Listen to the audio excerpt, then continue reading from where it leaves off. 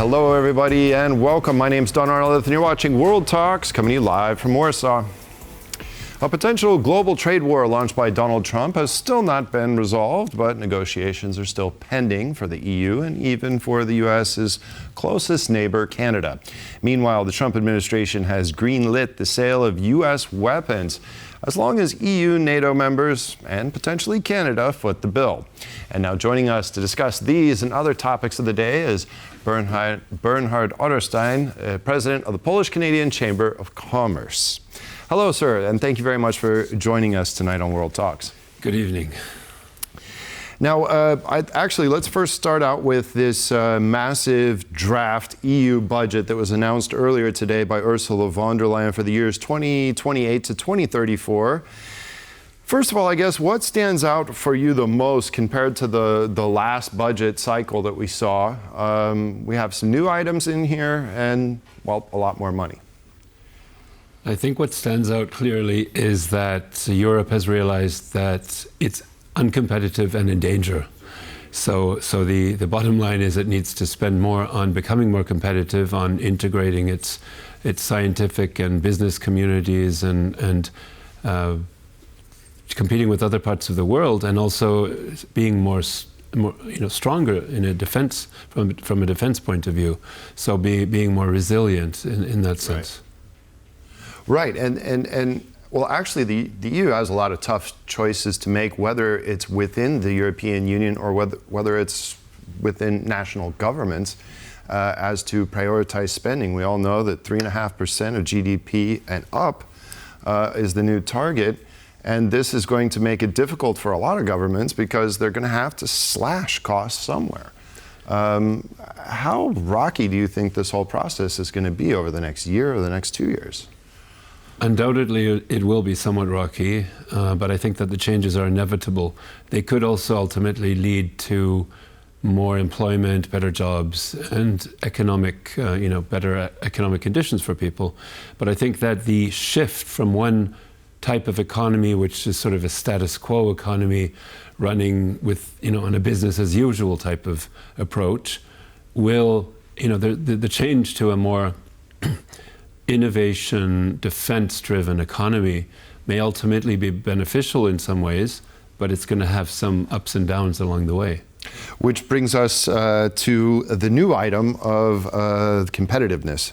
The EU plans to spend over 400 billion euro in this area in the draft budget. How effective will this be in boosting everything from the continent's exports, productivity, and will it have a final effect on GDP numbers?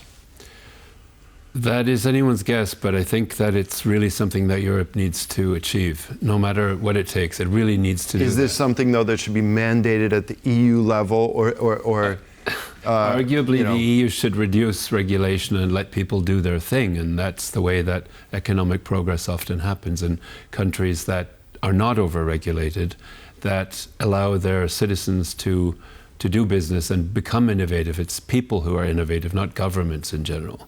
So I think that if Europe really wants to make this work, it needs to loosen up a little bit on the regulatory side, not lowering its standards, but just letting people do business. And taxation and other issues will come into play. To give lower taxes will incentivize people to do more business and become more competitive. But on the other hand, it's also a matter of being competitive versus the United States and China, for example. And Europe hasn't been doing all that well in some of those areas. Part of it, perhaps, is that we have 27 countries or so that are not one. They don't have one government, and so it's not easy to coordinate that sometimes, while the other big powers do. So Europe has some additional challenges to take into account. Well, and one thing that strikes me is, emissions targets. It's often pointed out that 7% of the global population is paying a huge price tag to try and save the planet, where, again, the other 93% are not falling in suit. So, does there need to be adjustments in Europe in order for the continent to become more competitive, to become more innovative, and to catch up, I guess, with the big economies like China and the United States? Absolutely, and I think that the green or the energy transformation is important, but it cannot be the only important thing at the cost of competitiveness, at the cost of national security. It's a great goal to reduce harmful emissions and pollution, real pollution, not necessarily just CO2, but pollution of a nature that really destroys the earth. And whichever countries are still polluting and not filtering their power plants and things like that, that is an issue. But Europe doesn't fall into that category. Europe has very clean burning power plants no matter what they use. So I think that, yes, the energy transformation will continue, must continue, but it cannot be done at the cost of all other sectors. Mm-hmm. Certainly. Well, now moving on, as far as trade goes, how do you think the European Union and even Canada make a deal with the Trump administration? Are there any overlaps into their approach into these upcoming negotiations, which are set to take place in a couple weeks? There may be, for example, I think the deadline for both Canada and the EU right now is August 1st to reach a trade deal. Canada has one big advantage over Europe in that sense, in that we have the Canada, US, Mexico trade deal, which really covers 94, 95, 99, whatever % of trade between our countries. So the area of sort of negotiations is limited to which products actually comply with that agreement, that free trade agreement, and which ones don't. And it really doesn't leave such a horrible or terribly large amount of things to discuss. Europe, on the other hand, has more at stake, I think, in some ways, because it doesn't have that free trade agreement with the US. It has it with Canada, but not with the US. Right. So Europe will really have to tread very carefully, and I think we've seen that in the European Commission's hesitation to even talk about any reciprocal tariffs or anything like that against the US. I think there is a will to sit down and reach a reasonable agreement. As our Canadian Prime Minister said the other day, there is unlikely to be a zero tariff agreement with anybody, with the United States. I think we have to realize that some tariffs will be part of any agreement. Okay, and another challenge that Canada is facing, we have you here in on the Canadian angle, and that is how to boost defense spending.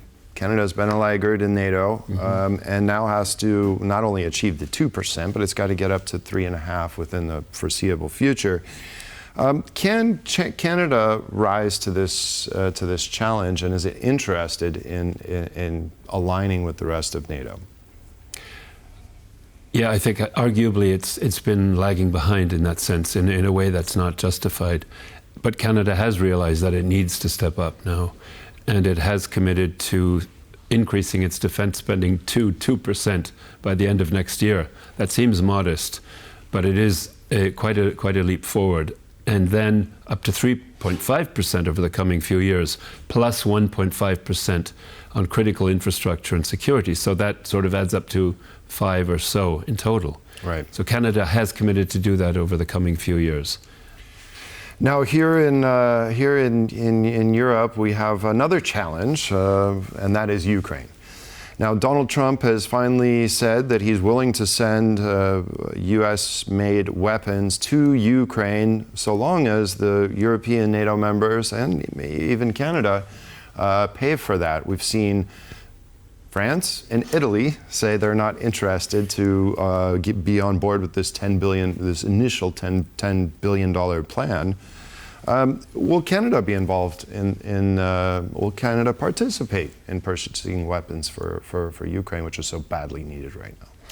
Canada has and will continue to do so. I think that in helping Ukraine, though, many countries, and France and Italy stand out as two countries that have a strong defense sector of their own, will want to support their own industry. So some countries may be hesitant to say, well, we're just going to buy American equipment and send it over. That makes sense in many ways, but it's not the only equipment that Ukraine needs.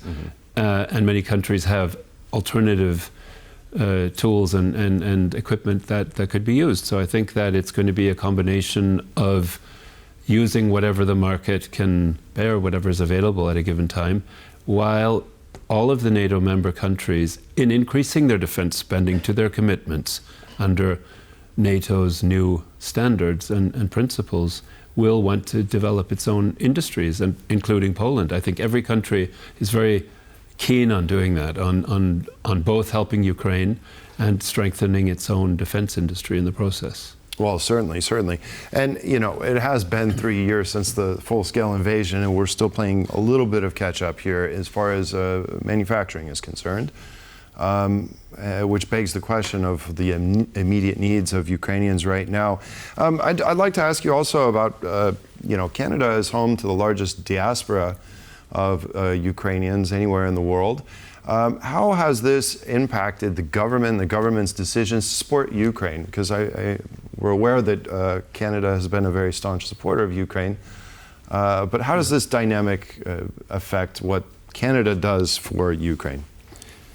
Canada does have a large Ukrainian population of 1.2 million people or so, or people of Ukrainian heritage. And of course, our relations have been strong for years, for decades.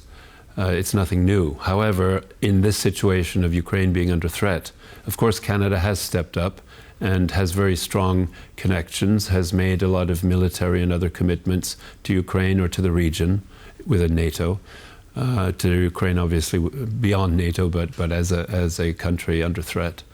And I think that Canada, while helping Ukraine in times of trouble, will also continue to work with Ukraine after the hostilities end, which we all hope is soon. However, there's no certainty on that front. But I think, yes, that Canada does have a strong commitment to Ukraine in the region, and that will continue. All right. Well, sir, Bernhard Otterstein, President of the Polish-Canadian Chamber of Commerce, thank you very much for joining us today. Appreciate your thoughts. My pleasure. Thank you. And that concludes this edition of World Talks. Thank you for joining us, and stay with us for more here on TVP World.